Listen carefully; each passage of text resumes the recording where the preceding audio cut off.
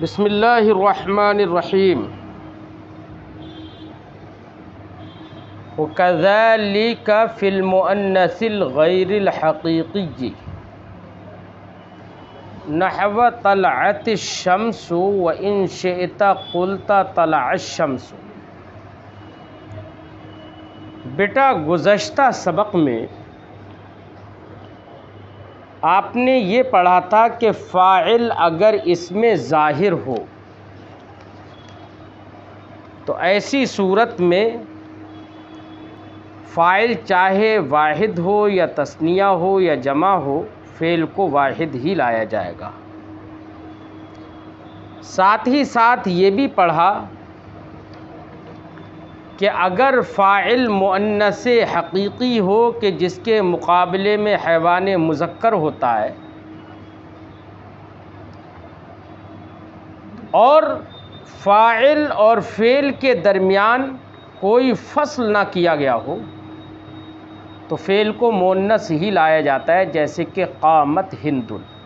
اور اگر فصل کر دیا گیا تو فعل کو مؤنث اور مذکر دونوں لانا جائز ہے، لہذا قامت الیوم ہندن بھی کہہ سکتے ہیں اور قام الیوم ہندن بھی کہہ سکتے ہیں۔ تو اب ایسی صورت میں مؤنث حقیقی کے فعل کو مؤنث لاتے تھے اگر فصل نہ ہو، اور اگر فصل تھا، فصل ہو گیا تو مذکر اور مؤنث فعل کو دونوں لانا جائز تھا۔ بالکل اسی طریقے سے مؤنث غیر حقیقی اگر ہے، یعنی ایسا مؤنث ہے جس کے مقابلے میں حیوان مذکر نہیں ہوتا ہے، جیسے ہم نے کہا اللیل، یا ہم نے کہا الظلمۃ، یا ہم نے کہا الارض، تو یہاں پر الارض، الظلمۃ، الارض کا معنی زمین، الظلمۃ کا معنی اندھیرا، یہ سب مؤنث ہیں، لیکن بیٹا ان کے مقابلے میں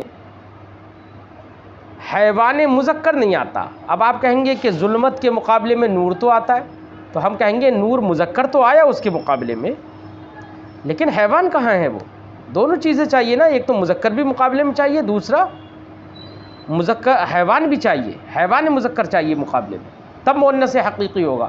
لہذا ظلمت کے مقابلے میں حیوان مذکر نہیں ہے، لہذا ظلمت یہ مؤنث غیر حقیقی ہوگا۔ ایسے ہی الشمس،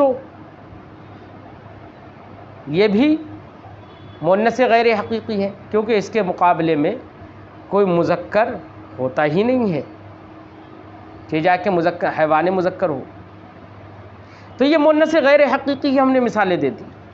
مؤنث غیر حقیقی بھی ایسی ہی ہے، کذالک ایسی ہی ہے، یعنی مؤنث غیر حقیقی میں بھی ایسے ہی فعل کو مذکر اور مؤنث دونوں لانا جائز ہے، اگر اس میں ظاہر ہو تب مؤنث غیر حقیقی فاعل بنے اور اس میں ظاہر ہو، تو ایسی صورت میں فعل کو مؤنث اور مذکر لانا دونوں جائز ہے۔ بات سمجھ میں آ گئی؟ جیسے مثال ہم کہہ سکتے ہیں طلعت الشمس فعل کو مؤنث لا کر، اور ہم یہ بھی کہہ سکتے ہیں طلع الشمس فعل کو مذکر لا کر، کیونکہ شمس مؤنث غیر حقیقی ہے اور وہ اس میں ظاہر فاعل بن رہا ہے، لہذا فعل کو مؤنث و مذکر دونوں لانا جائز۔ بات سمجھ میں آ گئی؟ ہاں اگر مؤنث غیر حقیقی ہو اور اس مؤنث غیر حقیقی کو براہ راست اس میں ظاہر کو فاعل نہ بنایا جائے، بلکہ فاعل بنایا جائے اس کی طرف لوٹنے والی ضمیر کو، یعنی فعل مسند ہو ضمیر کی جانب، تب تو بیٹا ایسی صورت میں فعل کو ہمیشہ مؤنث لایا جائے گا، لہذا ہم نے کہا الشمس طلعت، تو اب یہاں پر طلعت یہ مسند ہے ضمیر کی جانب، اس کے اندر ہی ضمیر نکلے گی، جو ضمیر لوٹے گی شمس کی جانب، اور شمس مؤنث غیر حقیقی ہے۔ اب دیکھو مؤنث غیر حقیقی کی ضمیر کی جانب یہاں پر اسناد ہوئی، تو اب ایسی صورت میں فعل کو صرف اور صرف مؤنث ہی لانا ضروری ہوگا۔ فعل کو مذکر و مؤنث لانا تب جائز ہے جبکہ مؤنث غیر حقیقی اس میں ظاہر فاعل بنے، اور اگر اس میں ضمیر ہو تو اس صورت میں فعل کو مؤنث ہی لانا ضروری ہوگا، ٹھیک ہے۔ اسی کو صاحب کتاب فرماتے ہیں وَكَذَلِكَ فِي الْمُؤَنَّثِ الْغَيْرِ الْحَقِيقِ، ایسے ہی مؤنث غیر حقیقی میں، ایسے ہی کا مطلب یعنی آپ کو فعل کے مذکر و مؤنث لانے میں اختیار ہے مؤنث غیر حقیقی میں، کب؟ جبکہ اس میں ظاہر کی جانب مسند ہو، جیسے طلعت الشمس بھی کہہ سکتے ہیں، وَإِن شِئْتَ، اور اگر آپ چاہیں قلتا تو آپ کہیں گے طلع الشمس مذکر کی۔ فرماتے ہیں صاحب کتاب ھذا اذا کان الفعل مسندا، یہ فعل کا مؤنث و مذکر لانا یہ اختیار آپ کو تب ہے جبکہ فعل مسند ہو الی المظہر، اس میں ظاہر کی جانب، وَإِن کان مسندا الی المضمر، اور اگر فعل مسند ہو اس میں ضمیر کی جانب، انس الفعل، کون سی اس میں ضمیر کی جانب؟ جو اس میں ضمیر مؤنث غیر حقیقی کی ہو اس کی جانب اگر مسند ہو، انس ابدا، تو فعل ہمیشہ مؤنث لایا جائے گا، ٹھیک ہے، فعل ہمیشہ مؤنث لایا جائے گا، جیسے الشمس طلعت، ٹھیک۔ یہاں تک گفتگو ہو گئی بیٹا مؤنث حقیقی اور مؤنث غیر حقیقی کے ساتھ فعل کیسا استعمال ہوگا اگر فاعل مؤنث حقیقی یا مؤنث غیر حقیقی ہے۔ اگلے ایک بات کہہ رہے ہیں، فرماتے ہیں کہ دیکھو بیٹا جمع میں دو طرح کی آپ نے جمع پڑھی تھی، ایک جمع تکسیر، ایک جمع سالم۔ تو جو جمع تکسیر ہوتی ہے جس میں اس کے واحد کا وزن سلامت نہیں رہتا، وہ جمع تکسیر مؤنث غیر حقیقی کے حکم میں ہوتی ہے۔ کس کے حکم میں ہوتی ہے؟ مؤنث غیر حقیقی کے حکم میں۔ مؤنث غیر حقیقی کے حکم میں ہونے کا مطلب یہ ہے کہ جس طریقے سے مؤنث غیر حقیقی اگر اس میں ظاہر فاعل بنے تو فعل کو مذکر و مؤنث لانا جائز، اور اس میں ضمیر اس کی فاعل بنے تو فعل کو صرف مؤنث لانا ضروری۔ یہ جو اختیار آپ نے پڑھا تھا، یہ جو حکم پڑھا تھا، اس میں جمع تکسیر مؤنث غیر حقیقی کے حکم میں ہے، یعنی اس کے ساتھ بھی ایسا ہی کریں گے۔ لہذا مثال کے طور پر رجل کی جمع تکسیر آتی ہے رجال، ٹھیک ہے، ایسی طالب کی جمع تکسیر آتی ہے طلبہ یا طلاب، ٹھیک ہے، مصباح کی جمع تکسیر آتی ہے مصابیح۔ اب اگر میں کہوں کہ طلبہ آئے یا طلبہ کھڑے ہوئے، تو اب ہم طلبہ جو کہ جمع تکسیر ہے اس کو ہم فاعل بنائیں، اس میں ظاہر کو فاعل بنائیں، تو فعل کو مؤنث و مذکر لانا دونوں جائز ہوگا۔ ہم کہہ سکتے ہیں قامت الطلبۃ اور قامت طلبۃ، مذکر و مؤنث دونوں۔ لیکن اگر اس میں ضمیر کو اگر ہم فاعل بنائیں تو فعل کو مؤنث ہی لایا جائے گا ہمیشہ، جیسے ہم کہیں گے الطلبۃ قامت، ٹھیک ہے۔ لیکن یہاں پر الطلبہ ہو یا الرجال ہو، چونکہ یہ مذکر ہے نا، مذکر ہے، اور ایسے مذکر ہیں بیٹا کہ جمع بھی ہیں ساتھ میں، تو مذکر اور جمع کا لحاظ کرتے ہوئے ان کے ساتھ فعل کو صیغہ جمع کے ساتھ جمع مذکر غائب کا صیغہ بھی استعمال کرنا جائز ہے یہاں پر۔ لہذا ہم کہہ سکتے ہیں الرجال قاموا الطلبۃ قاموا، یہ بھی کہنا جائز ہے۔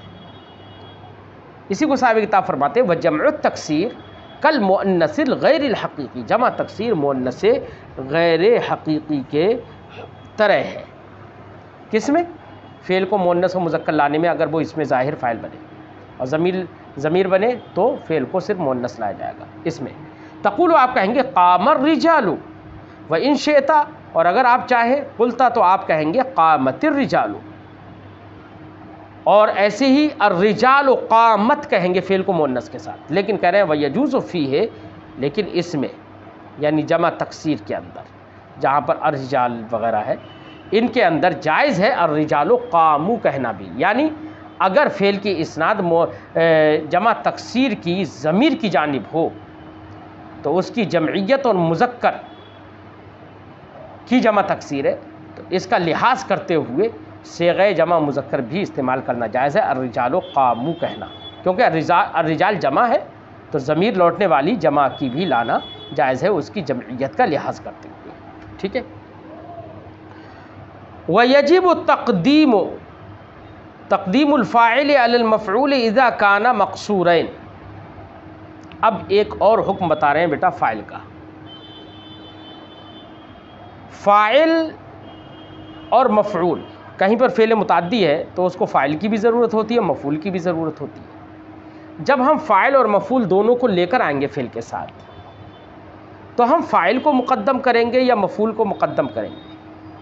تو صاحب کتاب یہاں پر پہلے 4 صورتیں ایسی ذکر کر رہے ہیں جن میں فاعل کو مقدم کرنا واجب ہے۔ کیا ہے؟ فاعل کو مقدم کرنا مفعول بھی پر واجب ہے۔ وہ کون سی 4 جگہیں ہیں جہاں پر فاعل کو مفعول بھی پر مقدم کرنا واجب ہے؟ تو وہ 4 جگہیں بیان کر رہے ہیں صاحب کتاب۔ فرماتے ہیں کہ فاعل اور مفعول میں ہمیں دیکھنا پڑے گا کہ فاعل اور مفعول اگر دونوں اس میں مقصور ہوں، کیا ہوں؟ دونوں اس میں مقصور، جن کے آخر میں الف مقصورہ ہو، دونوں کے آخر میں، تو ظاہر بات ہے دونوں میں اعراب تقدیری ہوگا۔ الف مقصورہ ان کے آخر میں ہوگا تو اس پر اعراب تو آئے گا نہیں، تو اعراب تو تقدیری ہو جائے گا۔ جب اعراب تقدیری ہو گیا تو اعراب کے لحاظ سے تو ہمیں نہیں پتہ چل پائے گا کہ کون سا فاعل ہے کون سا مفعول ہے، مخاطب ہمارا نہیں سمجھ پائے گا کہ کون سا فاعل ہے کون سا مفعول ہے۔ اور مزید یہ کہ اس کے اندر کوئی قرینہ بھی ایسا نہ ہو کہ جس قرینے سے ہمارا مخاطب یہ سمجھ لے کہ یہ فاعل ہے یہ مفعول ہے۔ تو اعراب بھی دونوں کا تقدیری ہو، منتفی ہو، اعراب بھی نہیں ظاہر ہو رہا ہو، اور ساتھ ہی ساتھ کوئی قرینہ بھی ایسا نہ ہو جس قرینے سے مخاطب یہ سمجھ لے کہ یہ فاعل ہے یہ مفعول ہے۔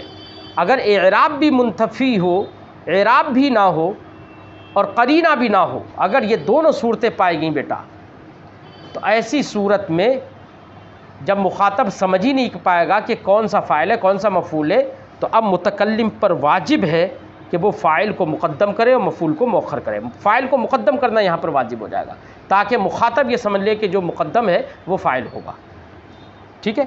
تو یہ رول بنا دیا کہ جہاں پر اعراب بھی ختم ہو جائے، اعراب بھی لفظوں میں موجود نہ ہو، تقدیری ہو اور قرینہ بھی نہ ہو، تو ایسی صورت میں فاعل کو مفعول پر مقدم کرنا واجب ہے، ٹھیک ہے۔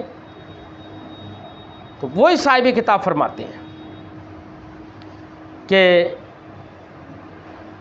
یجب تقدیم الفاعل علی المفعول، فاعل کو مفعول پر مقدم کرنا واجب ہے۔ کب؟ اذا کانا مقصورین، جبکہ فاعل اور مفعول دونوں اس میں مقصور ہوں، ان کے آخر میں الف مقصورہ ہو، ان پر اعراب ظاہر نہ ہوتا ہو، تقدیری ہو اعراب، اور تقدیری ہونے کے ساتھ ساتھ میں نے کیا بتایا کہ کوئی قرینہ بھی نہ ہو جس سے آدمی سمجھ لے کہ یہ فاعل ہے یا یہ مفعول ہے۔ اسی کو صاحب کتاب فرماتے ہیں وہ خفت اللبس، اور آپ کو التباس کا خوف ہو، یعنی مخاطب یہی نہ سمجھ پائے یہ فاعل ہے یہ مفعول ہے، فاعل کو مفعول سمجھ لے یا مفعول کو فاعل سمجھ لے، اتنا التباس کا خوف ہو، تو ایسی صورت میں فاعل کو مقدم کرنا مفعول پر واجب، جیسے ضرب موسیٰ عیسیٰ۔ اب یہاں پر موسیٰ بھی اس میں مقصور ہے، عیسیٰ بھی اس میں مقصور ہے، ٹھیک ہے۔ اب دونوں میں الف مقصورہ ہے، اعراب دونوں کا تقدیری ہے، اعراب کے لحاظ سے کوئی نہیں سمجھ سکتا کہ کون فاعل ہے کون سا مفعول ہے، کیونکہ اعراب ظاہر نہیں ہے۔ اعراب ظاہر ہوتا تب تو آدمی سمجھ لیتا کہ جس پہ رفع رہا ہے وہ فاعل، جس پہ نصب آ رہا ہے وہ مفعول، لیکن یہاں تو اعراب ظاہر نہیں، تو اعراب سے نہیں سمجھ پایا کیونکہ اعراب منتفی ہے یہاں، اور التباس کا بھی خوف ہے کہ کوئی قرینہ بھی نہیں ہے یہاں پر کہ کس کو فاعل بنائے کس کو مفعول بنائے، دونوں کے اندر مارنے کی صلاحیت ہے، تو ہر ایک فاعل بن سکتا ہے، تو التباس کا بھی خوف ہے، اس لیے یہاں پر جس کو مقدم کریں گے وہی فاعل ہوگا، فاعل کو ہی مقدم کریں گے، جیسے ضرب موسیٰ عیسیٰ، ٹھیک ہے، ایک صورت ہو گئی۔ وَيَجُوزُ تَقْدِيمُ الْمَفْعُولِ عَلَى الْفَاعِلِ، کہہ رہے ہیں ہم نے کہا تھا نا کہ التباس کا خوف ہو، التباس ہو جائے، قرینہ کوئی نہ ہو، اور وہیں پر بیٹا اگر دونوں اس میں مقصور تو ہیں لیکن التباس کا خوف نہیں ہے، کوئی قرینہ ہے جس سے مخاطب یہ سمجھ لے رہا ہے کہ یہ فاعل ہے یہ مفعول ہے، چاہے وہ قرینہ لفظیہ ہو یا قرینہ معنویہ ہو، قرینہ سے اگر کوئی سمجھ لے رہا ہے کہ یہ فاعل ہے یہ مفعول ہے، تو اگرچہ اس میں مقصور ہوں لیکن فاعل کو مقدم کرنا واجب نہیں ہوگا، مفعول کو بھی مقدم کرنا جائز ہو جائے گا فاعل پر، کیونکہ مخاطب سمجھ لے رہا ہے۔ مثال دوں میں آپ کو، جیسے میں نے کہا اکل الکمثر یحییٰ، الکمثر کا معنی امرود کا ہوتا ہے، کیا ہوتا ہے؟ امرود۔ اب اکلا فعل ہے، اس کے بعد فاعل اور مفعول بھی دونوں مذکور ہوئے، الکمثر بھی اس میں مقصور ہے، یحییٰ بھی اس میں مقصور ہے، دونوں میں اعراب منتفی ہے، اعراب نہیں ہے، ظاہر نہیں ہے، تقدیری ہے اعراب۔ لیکن یہاں پر ایک قرینہ ہے اس بات کا کہ فاعل یحییٰ ہی ہے، کمثر فاعل نہیں ہے۔ قرینہ کیا ہے؟ کیونکہ کمثر کا معنی ہوتا ہے امرود، امرود کے اندر صلاحیت نہیں ہے کہ وہ کھائے، کیونکہ اکلا فعل کی اسناد کی گئی ہے۔ کیا امرود کے اندر یہ صلاحیت ہے کہ وہ انسان آدمی کو کھا لے، یحییٰ کو کھا لے؟ ہاں، یحییٰ کے اندر یہ صلاحیت ہے کہ وہ امرود کو کھائے، تو فاعل بننے کی صلاحیت کس میں ہے؟ یحییٰ میں۔ تو یہاں پر یحییٰ کے اندر فاعل بننے کی صلاحیت کا ہونا یہی قرینہ ہے، اسی سے التباس ختم ہو جا رہا ہے، اسی سے سمجھ میں آ جا رہا ہے کہ یحییٰ فاعل ہے، الکمثر یہ مفعول بھی ہے، اگرچہ اب یہاں پر اس کو مقدم کر دیا گیا ہے، تو مقدم کرنا ایسی صورت میں اس کو جائز ہو گیا، ٹھیک ہے، کیونکہ مخاطب سمجھ لے گا۔ وَيَجُوزُ تَقْدِيمُ الْمَفْعُولِ عَلَى الْفَاعِلِ، فاعل مفعول کو فاعل پر مقدم کرنا جائز ہے، ان لم تخف اللبس، اگر آپ کو التباس کا خوف نہ ہو، قرینہ مل جائے گا تو التباس کا خوف ہی نہیں ہوگا۔ جیسے اکل الکمثر یحییٰ، مثال ہو گئی نا۔ وضرب عمرا زید، ایسی کمثر یحییٰ میں قرینہ کون سا ملا آپ کو؟ معنوی قرینہ ملا، ٹھیک ہے نا، ہے نا۔ اور ضرب عمرا زید، یہاں پر بھی تو دیکھو بالکل التباس نہیں ہے، کیونکہ دونوں کا اعراب ہی ظاہر ہے، ٹھیک ہے نا، یہاں پر تو اعراب ہی دونوں کا ظاہر ہے، تو یہاں پر پتہ چل جائے گا کہ عمر مفعول بھی ہے، زید فاعل ہے، تو اب یہاں پر مفعول بھی کو مقدم کرنا جائز ہے، کیونکہ التباس کا کوئی خوف نہیں، لہذا ضرب عمرا زید کہنا جائز۔ وَيَجُوزُ حَذْفُ الْفِعْلِ حَيْثُ كَانَتْ قَرِينَةُ، میں نے بتا دیا تھا کہ فاعل کو مفعول بھی پر مقدم کرنا چند جگہوں میں واجب ہے، صاحب کتاب نے دوسری کتابوں کے طرز پر یہاں پر بیان نہیں کیا، انہوں نے صرف اتنا ہی بیان کیا تھا۔ اب آگے ایک اور حکم بیان کر رہے ہیں، فرماتے ہیں وَيَجُوزُ حَذْفُ الْفِعْلِ حَيْثُ كَانَتْ قَرِينَةُ، فاعل کا جو فاعل کو رفع دینے والا جو فعل ہوتا ہے نا، اس فعل کو حذف کرنا بھی جائز ہے، قرینہ ہونا چاہیے، کیا ہونا چاہیے؟ قرینہ ہونا چاہیے، چاہے کسی کے سوال سے قرینہ مل جائے، بات سمجھ میں آئی؟ قرینہ اگر ہے جس سے مخاطب کو یہ سمجھ میں آ جا رہا ہے کہ یہاں پر فعل یہ ہوگا، تو اگر قرینے کی بنا پر مخاطب سمجھ جاتا ہے تو فعل کو حذف کرنا، فاعل کے فعل کو حذف کرنا جائز ہے۔ مثال کے طور پر کسی شخص نے سوال کیا من ضرب، کس نے مارا، یا کسی نے، یا آپ نے کہا من قام، کون کھڑا ہوا، یا آپ نے کہا من اکلا، کس نے کھایا۔ اب جواب میں کہوں زید، کیا کہوں جواب میں؟ زید، آپ کا سوال ہی قرینہ ہے اس بات پر کہ میں نے جو زیدن کہہ دیا ہے، فاعل کو صرف ذکر کر دیا ہے، فعل کو ذکر نہیں کیا ہے، تو آپ فوراً سمجھ جائیں گے کہ یہاں پر فعل اکلا محذوف ہے، مقدر ہے۔ ارے بات میں اکلا فعل محذوف ہے، تو اب میرے اس قول کا معنی زیدن کہہ دینے سے صرف اس کا معنی ہوگا یعنی اکلا زیدن، زید نے کھایا، یہ معنی ہو جائے گا اس کا۔ تو یہاں پر فعل کو ہم نے حذف کر دیا۔ قرینہ کیا تھا؟ سائل کا سوال، سائل نے کھانے کے بارے میں ہی تو صبح پوچھا تھا، من اکلا، کس نے کھایا، تو جواب میں ہم نے زیدن کہہ دیا، ہے نا۔ ایسی اردو میں بھی تو ہم یہی کہتے ہیں، کسی ہم نے آپ سے سوال کر لیا، کس نے پڑھا، تو آپ جواب میں صرف چاہے تو یہ کہہ سکتے ہیں میں نے، اور چاہے تو فعل کو بھی ذکر کر سکتے ہیں، آپ کہہ سکتے ہیں میں نے پڑھا، یہ بھی کہہ سکتے ہیں، تو فعل کو حذف کرنا جائز ہے نا۔ فرماتے ہیں وَيَجُوزُ حذف الفعل، فاعل کو رفع دینے والے فعل کو حذف کرنا جائز ہے، حیث، اس جگہ پر، کانت قرینۃ، جہاں پر قرینہ ہو، جیسے زیدن آپ صرف کہہ سکتے ہیں فاعل کو ذکر کر کے فعل کو حذف کر کے، فی جواب من، اس شخص کے جواب میں، من قال، جس نے کہا من ضربا، کس نے مارا، تو آپ جواب میں کہہ سکتے ہیں زیدن۔ وقضا یجوز حذف الفعل والفاعل، ایسی جیسے ابھی ہم نے فعل کو حذف کرنے کی جواز کی مثال دی، ایسی کہہ رہے ہیں کہ قرینہ ہونا چاہیے، فعل اور فاعل دونوں کو بھی حذف کرنا جائز ہوگا، مگر قرینہ ہو جو آدمی سمجھ جائے کہ یہاں پر فعل و فاعل یہ والے دونوں حذف ہیں۔ مثال کے طور پر کسی شخص نے کہا سوال کرتے ہوئے، قام زید، کیا زید کھڑا ہوا، حمزہ استفہام، قام زید، کیا زید کھڑا ہوا، اکل زید، کیا زید نے کھانا کھایا، صلی زید، کیا زید نے نماز پڑھی، تو جواب میں آپ کہیں نعم، ہاں، صرف نعم کہہ دیا، نہ فعل ذکر کیا نہ فاعل ذکر کیا، فعل و فاعل دونوں کو آپ نے حذف کر دیا۔ کیوں؟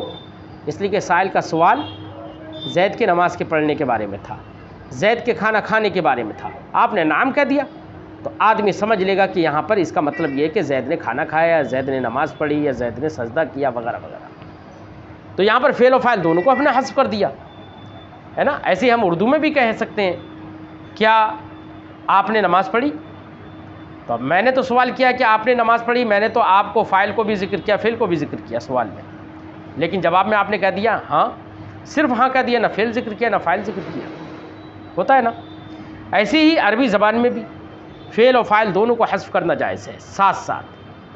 فرماتے ہیں وَقَذَا يَجُوزُ حذف الفعل والفاعل، ایسے ہی فعل اور فاعل دونوں کو حذف کرنا جائز ہے، معاً ساتھ ساتھ، کا نعم، جیسے کہ نعم کہہ دیا جائے، فی جواب من، اس شخص کے جواب میں، من قال، جس نے کہا اقام زید، کیا زید کھڑا ہوا، ٹھیک ہے، جواب ہو گیا نا۔ وقد يحذف الفاعل ويقام المفعول مقامہ، اب ایک حکم اور بیان کر رہے ہیں فاعل کا۔ بیٹا کبھی کبھی فعل مجہول لایا جاتا ہے، اگر فعل کو مجہول لائیں گے تو اس کا مطلب یہ فعل کو مجہول تبھی لایا جاتا ہے جبکہ اس کا کرنے والا معلوم نہ ہو، جب کرنے والا معلوم نہ ہو، فاعل کا ذکر نہ کیا جائے، تو اب فاعل کا جب ذکر نہیں کیا جائے گا تو فاعل کی جگہ میں بیٹا مفعول بھی کو اب رکھ دیتے ہیں، فاعل کی جگہ میں مفعول بھی کو رکھ دیتے ہیں، تو اب وہ مفعول بھی فاعل کا قائم مقام کہلاتا ہے۔ ایسے مفعول بھی کو مفعول ما لم یسمى فاعلہ کہتے ہیں، یعنی ایسا مفعول جس کا فاعل ذکر نہ کیا گیا ہو۔ یہ مفعول ما لم یسمى فاعلہ یہ بھی بیٹا مرفوع ہوتا ہے، جو فاعل کی جگہ میں مفعول بھی آ جاتا ہے اور فعل مجہول کی اس کی جانب اسناد کر دی جاتی ہے، تو ایسا نائب فاعل یا مفعول ما لم یسمى فاعلہ بھی مرفوع ہوتا ہے، فاعل کی جگہ میں آنے کی وجہ سے وہ بھی مرفوع ہو جاتا ہے۔ لہذا ہم نے کہا ضرب زید عمرا، زید نے عمرو کو مارا، آپ نے یہاں پر سمجھ لیا کہ ضربہ فعل ہے، فعل معروف ہے، اس کی اسناد فاعل کی جانب ہے، زید کی جانب ہے، اور عمرا مفعول بھی ہے۔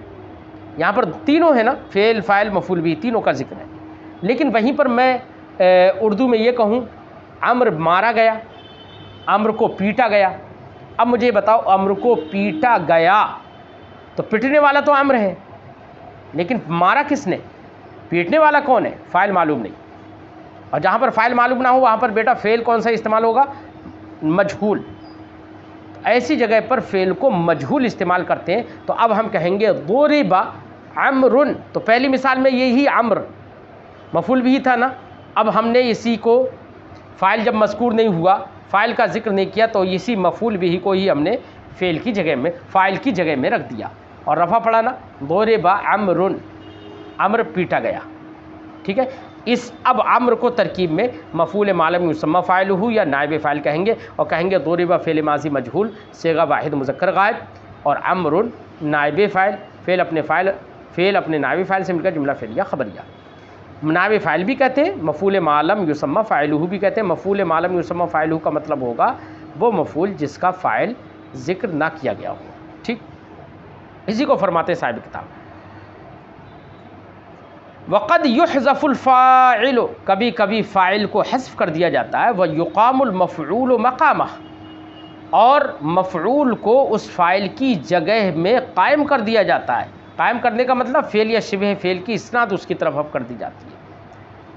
کب؟ اذا کان الفعل مجہولا، جبکہ فعل مجہول ہو۔ جیسی مثال ضرب زید، ٹھیک۔